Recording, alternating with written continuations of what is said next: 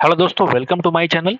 दोस्तों, आज की वीडियो में एसएससी सीजीएल एग्जाम 2023 की अगर बात करूं मैं, तो उसमें आप देख सकते हैं कि 3 अगस्त को पूछा गया शिफ्ट नंबर 1 में जितने सारे क्वेश्चंस होंगे इंग्लिश का, इन सबको हम लोग आज डिस्कस करने वाले हैं बेहतरीन तरीके से। तो ये सीरीज हम लोगों ने शुरू किया था 4 दिन पहले। ये हमारा सेट नंबर 5 होगा। टोटल सेट आपका 40 होगा क्योंकि इतने शिफ्ट के अंदर पेपर आपका हुआ था। ठीक है। तो अगर आप एक ट्रू एसएससी के एस्पिरेंट हैं तो आपके लिए ये बहुत अधिक बेनिफिशियल साबित होगा, क्योंकि प्रीवियस ईयर का जो सोल्यूशन होता है वो हर एक एग्जाम के लिए बेहतर साबित होता है। ठीक है, आपके इससे बहुत सारे कंसेप्ट क्लियर हो जाएंगे, बहुत सारे जो वर्ड मीनिंग वोकैब है वो क्लियर हो जाएगा। ठीक है। दोस्तों, मेरा नाम बबलू सोनी है। मैं फिलहाल दिल्ली के अंदर पोस्टेड हूँ। ठीक है, सीजी अकाउंटेंट हूँ मैं। तो मैं आपके लिए थोड़ा सा एफर्ट लगा रहा हूँ, मुझे मजा भी आता है सब काम करने में। ठीक है। तो ये आपके लिए मेरा एफर्ट है। आप चाहो तो इसको फायदा उठा सकते हो। ठीक है, आगे बढ़ते हैं। नंबर 1 पे चलते हैं। सवाल जो कि इंग्लिश लैंग्वेज का है। देखिए, पहला सेक्शन इंग्लिश ही है। तो पहला सवाल पूछता है आपसे कि मोस्ट अप्रोप्रिएट एंटोनिम क्या होगा। जो वर्ड आपका है संपटुअस। संपटुअस का मतलब क्या होता है मेरे भाई? इसका मतलब होता है मेरे भाई शानदार या फिर आलीशान। क्या लिखेंगे इसको? संपटुअस इज ऑल अबाउट शानदार या फिर आलीशान को हम लोग कहते हैं शमटुअस। ठीक है, तो इसका उल्टा क्या हो जाएगा? जो इनएक्सपेंसिव हो, जो महंगा नहीं है, उसको हम लोग कहेंगे शानदार नहीं है। वो कम महंगा है मतलब आलीशान नहीं है, तो उसका उल्टा क्या हो जाएगा? इनएक्सपेंसिव। बाकी तो 2-3 वर्ड और है। आप देखिए, अनरिमिटिंग का मतलब होता है निरंतर को बोलते हैं हम लोग अनरिमिटिंग। ल्यूक्रेटिव बोलते हैं लाभदायक को, एडवांटेजियस को, लाभदायक को या फिर एडवांटेजियस, जो भी आप बोलो तो बोल सकते हो। इसको हम लोग बोल सकते हैं। ये एक वर्ड है डिलेक्टेबल का मतलब होता है स्वादिष्ट को बोलते हैं हम लोग डिलेक्टेबल। ठीक है। तो पहला जो सवाल था बढ़िया सवाल है। नंबर 2 पे चलते हैं और आगे नंबर 2 देखते हैं। The chief guest is fill in the blanks to arrive at the venue within half an hour. आधे एक घंटे में आने की संभावना है। तो हम लोग क्या बोलेंगे? एक्सपेक्टेड। एक्सपेक्ट आशा करना। ठीक है, एक्सपेक्टेड। हम लोग आशा करेंगे चीफ गेस्ट को आने की, तो क्या बोलेंगे? एक्सपेक्ट करेंगे। ठीक है, ये एक्सपेक्ट जो वो स्वीकार करने वाला है। आगे बात नंबर 3 पे आते हैं। Peter was brought in the penalty area. Peter was brought in the penalty area. दंड वाला जो एरिया होता है उसमें हमको ब्रॉट डाउन करना पड़ेगा। ठीक है, brought down in the penalty area. जैसे आपने पढ़ा होगा आपने ब्रिंग डाउन, जिसका मतलब होता है कि मार गिराना या फिर नीचे लाना। आपने एक वर्ड पढ़ा होगा पहले से, फ्रेजल वर्ब। क्या बोलते हैं भैया? ब्रिंग डाउन, जिसका मतलब क्या होता है? मार गिराना या फिर नीचे लाना। तो क्या बोलेंगे? Peter was brought down in the penalty area. आगे बढ़े। बढ़िया सवाल, आसान सवाल। 4 पे आते हैं। Radhika is not capable on participating. Capable on, capable के साथ हमेशा क्या लगता है? ऑफ लगता है। आपने पढ़ा भी होगा। योग्य होना, कैपेबल ऑफ, योग्य होना। Radhika is not capable of participating in the national level competition. क्या बोलेंगे हम लोग यहाँ पे? ऑफ का इस्तेमाल करने वाले हैं। ये भी आपका आसान देखने को मिला। नंबर 5 पे आते हैं। पैसिव वॉइस में कन्वर्ट करना है। They cancelled the meeting due to a bad weather. आप 90% केस में देखेंगे कि जो पैसिव वॉइस का सवाल होता है वो क्या होता है? सिंपल पास्ट का सवाल होता है। अगर वो एक्टिव वॉइस में है तो सिंपल पास्ट में रहेगा। और कन्वर्ट करना है पैसिव वॉइस में, तो आप क्या देखेंगे? पैसिव वॉइस में क्या होता है मेरे भाई? वाज, वर प्लस वर्ब का थर्ड फॉर्म। पता होगा आपको। यहाँ देखिए ईज है, काट के हटाओ। यहाँ देखो कुछ है ही नहीं, काट के हटाओ। यहाँ देखो ईज है, काट के हटाओ। सिर्फ यहाँ आवाज दिखा, हमने टिक लगाया, भाग गए, निकल गए। 5 second is sufficient to solve this question. समझ गए मेरे भाई? तो बहुत ही आसान होता है पैसिव वॉइस एक्टिव वॉइस का सवालों को सॉल्व करना। समझ गए बात? ठीक है, आगे बढ़ते हैं। नंबर 6 पे आते हैं। फिर से आपका आ चुका है एक्टिव वॉइस में। देखिए, the work will be finished. Will be, चूंकि ये पैसिव वॉइस में है पहले से, कन्वर्ट करना एक्टिव में, तो हम क्या करेंगे? विल को, सॉरी, बी को काट के हटाएंगे। विल प्लस वर्ब का फर्स्ट फॉर्म मुझे ढूंढना पड़ेगा। विल प्लस वर्ब का फर्स्ट फॉर्म, विल बोलो या फिर शैल बोलो, क्योंकि ये क्या है? Future present, sorry future indefinite tense का सवाल है। तो यहाँ विल बी है, पहले में काट के हटाओ। वुड है, काट के हटाओ। वुड है, काट के हटाओ। विल प्लस वर्ब का first form is the answer. आसान था। मेमोरी लाइक सीव, इसका मतलब क्या होता है? कोई चीज जल्दी भूल जाना is all about memory like sieve बोलते हैं उसको। चाहो तो आप लिख लो। जो चीज आप जैसे फॉरगेट करते हैं ना, कोई भी चीज को, फॉरगेट थिंग्स वेरी इजीली, तो उसको हम लोग क्या कहते हैं?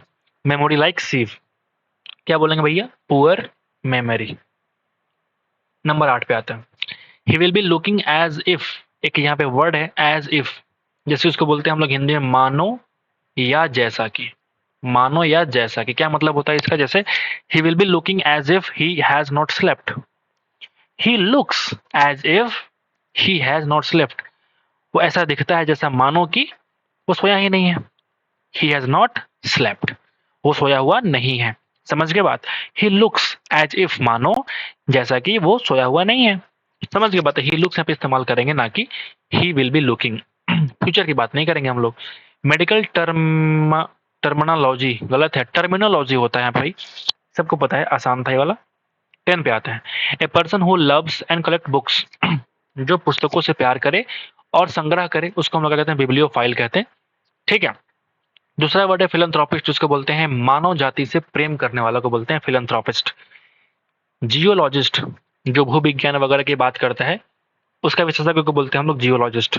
एक यहाँ पे वर्ड है जो इंपॉर्टेंट है, वो क्या है? सोमेलियर। इसका मतलब क्या होता है मेरे भाई? आपको पता है पहले से? एक ऐसा वेटर को बोलते हैं जो मैनेज करता है क्या, जैसे वाइन सर्विस करना किसी होटल में, रेस्टोरेंट में, उसको हम लोग कहते हैं कि वो सोमेलियर है। समझ गए? तो चाहो तो लिख सकते हो कि एक वेटर बोलेंगे इसको, ये एक टाइप ऑफ वेटर है जो मैनेज करता है, जो मैनेज करता है, हु मैनेजेस क्या? तो वाइन सर्विसेज को, वाइन सर्विसेज। ठीक है। इन होटल या फिर restaurant, what ever you want, आप चाहो तो लिख सकते हो। उसको हम लोग क्या कहते हैं? सोमेलियर। ठीक है। आगे बढ़ते हैं। एंटोनिम क्या होगा? एक वर्ड है एमेचर, ये लिखा हुआ है एमेट्योर, लेकिन पढ़ते हैं क्या हम लोग? अमेचर। ठीक है। इसको बोलते हैं शौकिया, शौक से कोई काम करना, उसको हम लोग क्या बोलते हैं? शौकीन। ठीक है। कोई काम शौक से करना, उसका उल्टा क्या हो जाएगा? वो काम शौक से नहीं बल्कि उसका प्रोफेशनल है, उसका तो व्यवसाय है, तो शौक के लिए नहीं बल्कि प्रोफेशनल तरीके से करता है, उसको हम क्या बोलेंगे? हम प्रोफेशनल।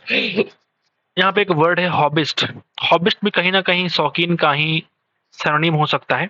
डिवोटी, जो बहुत ही डिवोटी हो, ठीक है, किसी चीज के प्रति समर्पित, उसको हम लोग क्या बोलेंगे? डिवोटी। यहाँ पे लेमैन बोलते हैं आम जनता को, साधारण जनता को हम लोग क्या बोलेंगे? लेमैन। साधारण जनता को हम लोग क्या बोलते हैं भैया? लेमैन। आगे बढ़े, नंबर 12 पे आते हैं। Believed him though he was not convinced, पूरा पढ़ते हैं क्या बोलता है सवाल, शॉर्टकट से काम नहीं चलेगा। मोस्ट अप्रोप्रिएट इडियम क्या होगा for the underlined words in the given sentence? Sentence ये है कि the candidate blame the persistent traffic jam as reason of his being late and the interviewer believed him though he was not convinced. क्या मतलब हुआ इसका? Candidate ने blame कर दिया जो लगातार ट्रैफिक जाम हुआ था उसको एज रीजन, इसलिए वो मतलब वो लेट हो गया इंटरव्यू में। हालांकि इंटरव्यूअर जो है विश्वास कर लिया उस पर, हालांकि यद्यपि वो कन्विंस्ड नहीं था, फिर भी विश्वास कर लिया। उसके लिए इडियम कौन सा आता है? देखो भाई, give the benefit of doubt. तो give the benefit of doubt जो होता है, इसका मतलब क्या होता है पता है? Give the benefit of doubt, जिसका मतलब होता है संदेह लाभ। जैसे हमने विश्वास कर लिया, विश्वास करने के लायक है भी नहीं, फिर भी हमने विश्वास कर लिया, हम कन्विंस नहीं है इस बात से कि जो है ट्रैफिक जाम हुआ कि नहीं हुआ, हो सकता है कि तुम बहाने बना रहे हो, लेकिन फिर भी हमने बिलीव कर लिया। तो क्या बोलेंगे? Give the benefit of doubt, संदेह लाभ होना, इसी को हम लोग कहते हैं। 13 पे आते हैं। Caves like Ajanta lie in the परपीचुअल darkness, परपीचुअल शाश्वत, लगातार चलने वाला, जो कभी खत्म ना हो, परमानेंट हो, तो क्या बोलेंगे हम लोग? परमानेंट। समझ गए? एक्सट्रीम ब्रीफ मतलब शॉर्टकट, ह्यूज मतलब बहुत विशाल, बिल्कुल नहीं। यहाँ हम लोग शाश्वत की बात करते हैं जो कभी खत्म ही ना हो, दैट इज कॉल्ड परमानेंट। फिर से एक वर्ड नीचे आ चुका है, एंटोनिम निकालना है किसका? कंप्लाई का। कंप्लाई का मतलब होता है नियम का पालन करना।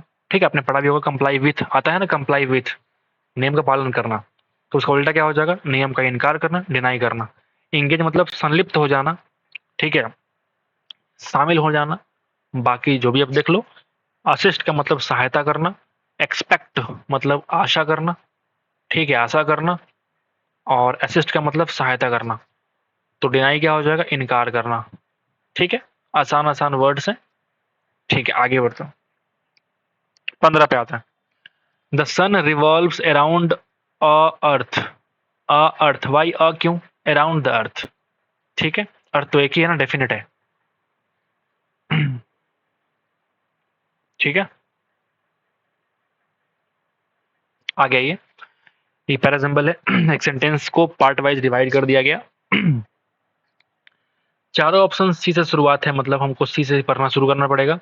द रिसेंट पॉलिटिकल इंसिडेंट, जो हाल ही में पॉलिटिकल इंसिडेंट हुआ है, ठीक है, जो इंसिडेंट होगा पॉलिटिकल इंसिडेंट है तो क्या करेंगे, बिटवीन द टू कंट्रीज, है ना, between the two countries will inevitably count against the peace process. ये काउंट कर पाएंगे हम लोग कि पीस का जो प्रोसेस है उसके खिलाफ है। समझ गए, जो हाल फिलहाल पॉलिटिकल इंसिडेंट हुआ था वो दो कंट्री के बीच में, वो काउंट किया जाएगा कि वो पीस के प्रोसेस का विरोध कर रहा है। तो ये आसान था वाला, आगे बढ़ते हैं। आसान था, फिर से वही है, पैराजम्बल है, पार्ट वाइज है। यहाँ पे ए है, डी है, सी है, बी को नहीं पढ़ेंगे, बाकी सब पढ़ सकते हैं। तो और ब्रेव मैन स्टार्ट कर सकते हैं, और से नहीं कर सकते, तो ए को काट के हटाओ, ठीक है। मनी तो पढ़ना ही नहीं है, बी तो ऑप्शन में है ही नहीं। For a well educated intellectual, for a well educated intellectual, तो सी के बाद या तो ए है और डी है। तो इस तरह का सवाल सॉल्व करने का बेस्ट तरीका ये होता है ना कि आप इस तरह सॉल्व ना करके आप ऑप्शन को देख लो कि चारों ऑप्शन क्या कह रहा है। 4 बार इसको पढ़ने में कितना टाइम लगेगा, मुश्किल से 30 सेकंड लगेगा। आप ए बी सी डी इस तरीके से आप लाइन से पढ़ के देखो, क्या ये सुटेबल मतलब निकल रहा है। अगर मतलब निकले तो ठीक है, ना निकले तो आगे बढ़ जाओ। समझ गए बात को। तो ऑप्शन को पढ़ो, D C A B, it is physically impossible, उसके बाद C, for a well educated and intellectual a, और a brave man to make money the chief object of his thoughts. उसके विचारों का सबसे महत्वपूर्ण मुद्दा, जो चीफ ऑब्जेक्ट है, वो जो है मनी को बना दे। ये कभी भी वेल एजुकेटेड इंटेलेक्चुअल इंसान ऐसा काम नहीं करेगा। तो क्या बोलेंगे, option number 2 is the required answer. ठीक है, पार्ट वाइज में आप इस तरह से जा सकते हैं बाय यूजिंग ऑप्शन। ठीक है, मैथ का जो एटीट्यूड है वो एनवाय करता है मी एंड आई ब्लीव इनटू, ब्लीव इनटू नहीं, जब किसी का जो एटीट्यूड है वो एनवाय करेगा, मुझे तंग करेगा, तो हम क्या करेंगे, ब्लू अप हो जाएंगे। मतलब क्यों, विस्फोट होना, ब्लो अप आपने पढ़ा होगा, फ्रेजल वर्ड ब्लो अप, विस्फोट हो जाए मतलब टू एक्सप्लोड। जब कोई मुझे तंग करेगा तो क्या करेंगे, हम ब्लू इनटू करेंगे, अरे नहीं भाई, ब्लू अप हो जाएंगे, हम विस्फोट हो जाएंगे, उसको थप्पड़ लगाएंगे, डांटेंगे, फटकारेंगे, whatever I want I will do. तो क्या बोलेंगे हम लोग कि Mahesh attitude enraged me and I blew up, ना कि ब्लू इनटू। आगे बढ़े। The scientist hypothesis was substantiated by extensive research and experimentation. क्या पूछ रहा है आपसे, एक वर्ड यहाँ परवेसिव है, ये परवेसिव वर्ड का सिनोनिम क्या हो जाएगा बाय यूजिंग द ऑप्शन, बताइए। तो परवेसिव का मतलब मेरे भाई होता है व्यापक होना। परवेसिव मतलब व्यापक, विस्तृत, और इसी को हम लोग कहते हैं भैया एक्सटेंसिव, विस्तृत। आपने पढ़ा भी होगा, जो साइंटिस्ट का जो हाइपोथेसिस होता है वो सबस्टांशिएटेड, इसका मतलब क्या होता है, सबस्टांशिएटेड का मतलब क्या होता है मेरे भाई, जैसे पुष्टि, पुष्टि करना को बोलते हैं हम लोग सबस्टांशियसिस, वो पुष्टि किया गया। वाज सबस्टांशिएटेड बाय एक्सटेंसिव रिसर्च, मतलब बहुत अधिक विस्तृत या व्यापक रिसर्च के द्वारा, एंड एक्सपेरिमेंटेशन के द्वारा, प्रयोग के द्वारा। समझ गए बात, इसको बोलते हैं हम लोग अवधारणा, हाइपोथेसिस। आगे बढ़े, 20 पे आते हैं। The dog took a fill in the blanks during his walk and lifted his fill in the blanks to indicate that he was tired. कुत्ते के पास पाउस होता है क्या, पोर्स, पाउंस, पाउस, उसके पंजा को बोलते हैं पाउस। ठीक है, डॉग ने एक पाउस लिया, चल रहा था, वॉकिंग पे था, तो उसने एक पाउस लिया, रुक गया, खुद को बोला, अपने लिफ्ट को उठा दिया, अपने पंजा को उठा दिया, बोला कि भैया हम थक चुके हैं, ताकि वो इंडिकेट कर पाए अपने ऑनर को। आगे बढ़े, ये आ चुका भैया पैसेज, नहीं बल्कि क्लोज टेस्ट। आइए पढ़ते हैं। I have few deliberations for you. ठीक है, don't leave your hard work to fill in the blanks. Don't leave your hard work to fill in the blanks.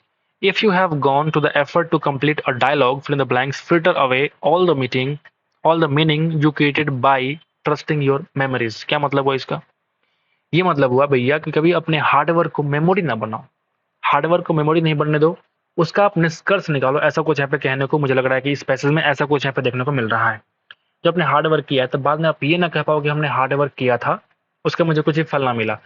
तो यहाँ पे कहने का मतलब है कि don't leave your hard work to memory. Notes, hard work का हम नोट्स क्यों बनाएंगे मेरे भाई, हार्ड वर्क को हम डायरी क्यों करेंगे, हार्ड वर्क को समन क्यों करेंगे, मेमोरी बना सकते हैं। अगर मुझे सफलता नहीं मिली तो क्या बोलेंगे, भैया हमने बहुत मेहनत करी थी, हमें कुछ नहीं मिला। जैसे आप तैयारी कर रहे हैं एसएससी का, आप अगर सफल नहीं हो पाए, आपने बहुत अच्छे से तैयारी की, तब क्या बोलेंगे, मेरी मेहनत बेकार हो गया। तो वही कह रहे हैं यहाँ पे कि don't leave your hard work to memory. समझ गए? इफ यू हैव गॉन, अगर आप गए हैं उस एफर्ट तक कि आप कंप्लीट कर पाए एक डायलॉग को, ठीक है, तो उसको फिल्टर ना करिए away for all the meaning you created by trusting your memories. तो आप उसको डू नॉट फिल्टर अवे, इसका मतलब मुझे नहीं पता, बट कहीं ना कहीं आप देख सकते हैं कि डज नॉट तो इस्तेमाल नहीं करेंगे, डिड नॉट तो लगेगा ही नहीं। ऑप्शन इतने गंदे हैं ना भाई साहब कि आप बिना कुछ समझे भी डू नॉट का इस्तेमाल ही करेंगे। समझ गए बात? आगे बढ़ते हैं। Write down the fill in the blanks of conclusions, decisions and assignments.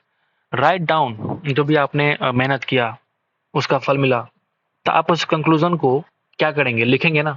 तो वही कह रहा है कि राइट डाउन क्या चीज़, डिटेल्स ऑफ कंक्लूजन की क्या क्या आपने क्या कंक्लूजन निकाला, डिसीजन क्या निकाला, असाइनमेंट क्या किया, तो उसका टाइटल थोड़े लिखेंगे, फेलियर थोड़े लिखेंगे, उसका पूरा विवरण लिखेंगे हम लोग कि क्या हम लोग इसका निष्कर्ष निकाल के चल रहे हैं। बहुत ही आसान ऑप्शन दे रखा है। ऑप्शन को थोड़ा मुश्किल करके सवाल को मुश्किल बनाया जा सकता था, लेकिन यहाँ बिल्कुल आसान ऑप्शन है। ठीक है, आगे बढ़ते। रिमेंबर टू रिकॉर्ड, रिमेंबर रखिए, record fill in the blanks who does what by when, revisit your notes at key times and fill in the blanks assignment। क्या मतलब कह रहे हैं? Remember to record who does what by when, which does what by when। क्या इसका मतलब भाई? कहीं ना कहीं आप इससे ये कह रहा है कि रिमेंबर करिए, रिकॉर्ड करिए, उस चीज़ को रिकॉर्ड करिए। Who does what by when, आपने कब किसकी मदद करी, या फिर ऐसा कुछ यहाँ पे इसका मतलब निकलने वाला है। क्योंकि एक बहुत ही शॉर्ट क्लोज टेस्ट है, तो कहीं ना कहीं इसका मतलब निकलना थोड़ा सा मुश्किल होगा। तब देखो यहाँ पे remember to record which does what by when, क्योंकि आप यहाँ पर इंसान की बात हो रही है। आई हैव फ्यू डिलीवरेशन, समझ रहे मेरी बात? तो आई कहीं ना कहीं एक इंसान है, तो इंसान विच से काम तो नहीं कराएगा, वॉट बाई वेन जो है कहीं ना कहीं एक इंसान की हेल्प करेगा। तो remember to record who does what by when, ऐसा कुछ यहाँ पर करने को मिल सकता है। तो बढ़िया क्या हो जाएगा यहाँ पे, हु का इस्तेमाल हम लोग करने वाले हैं। ठीक है, आगे बढ़ते हैं।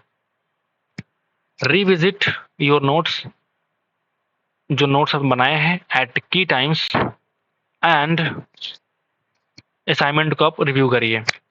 असाइनमेंट को, अब देखो ऑप्शन क्या है, सबका मतलब क्या होता है। देखो ऑब्लिटरेट का मतलब क्या होता है, एक वर्ड यहाँ पे ऑब्लिटरेट, जिसका मतलब होता है काट छांट करना, आप लिख सकते हैं काटना, ऐसा इसको लिख सकते हैं। ठीक है, एक वर्ड यहाँ पे इंट्रोस्पेक्ट, इंट्रोस्पेक्ट को हम लोग कहते हैं जैसे आत्मनिरीक्षण करना, आत्मचिंतन करना, इसको हम लोग क्या कहते हैं, इंट्रोस्पेक्ट। लिखो जरा, आत्म निरीक्षण करना, इंट्रोस्पेक्ट।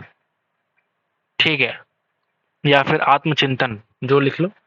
स्पेकुलेट का मतलब होता है मेरे भाई अनुमान लगाना, अनुमान करना, लगाना, जो भी आप कह लो इसको। ठीक है, अनुमान लगाना, अनुमान लगाना। ठीक है, ऑब्लिटरेट मतलब काटना, इंट्रोस्पेक्ट का मतलब आत्मनिरीक्षण, स्पेकुलेट का मतलब होता है मेरे भाई अनुमान लगाना, रिव्यू का मतलब जांच पड़ताल करना, टू एग्जामिन करना, लिख लो इसको, टू एग्जामिन। ठीक है, तो वही कह रहा है यहाँ पे आपसे, रिविजिट करिए अपने नोट्स को एट की टाइम्स, जब आपने कठिन समय में उसको नोट्स बनाया था, एंड रिव्यू कीजिए अपने असाइनमेंट्स को। ठीक है, हम उसका अनुमान थोड़ी लगाएंगे, हम उसका इंट्रोस्पेक्ट थोड़ी करेंगे, निरीक्षण थोड़ी करेंगे, हम लोग उसका रिव्यू करेंगे। ठीक है, तो इस तरीके से आप लोगों ने ऑप्शन नंबर 4 चूज कर लिया है, और ये सेट खत्म हो चुका है, सेट नंबर 5 भी खत्म हो गया। तो उम्मीद करते हैं कि आपको अच्छा लगा होगा, तो एक बार लाइक कर दीजिएगा हमारे इस एफर्ट के लिए। मिलते हैं आपसे अगले शिफ्ट में, आज के लिए दोस्तों, थैंक यू सो मच।